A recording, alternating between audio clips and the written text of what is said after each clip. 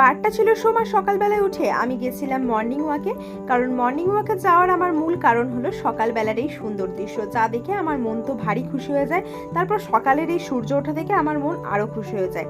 তারপর বাড়ি ফিরে আমি ভাবতে থাকি কি খাওয়া যায়। তারপর একটু চাউমিন বানানোর জন্য প্রথমে চাউমিনগুলোকে সেদ্ধ করতে দিই।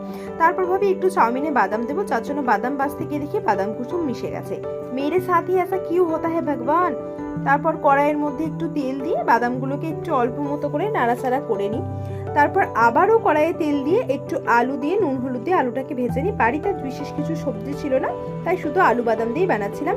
তারপর সেদ্ধ করা চাউমিনটাকে কড়াইয়ের মধ্যে দিয়ে দিই এবং তার সাথে সেই সেদ্ধ করা ভাজা আলুগুলোকেও দিয়ে দিই এবং বাদামগুলোকেও দিয়ে দিই। তারপর চাউমিন মশলা দিয়ে চাউমিনটাকে ভালো করে নাড়িয়ে চাড়িয়ে নিয়ে একটা থালার মধ্যে একটু পেঁয়াজ আর সস নিয়ে খেয়ে নিই। বেলা 10টার দিকে আমি গেছিলাম কলেজ থেকে বাড়ি ফিরে আমি খেয়েছিলাম ভাত, ডাল, আলু সিদ্ধ, পাঁপড় ভাজা আর ডিম ভাজা।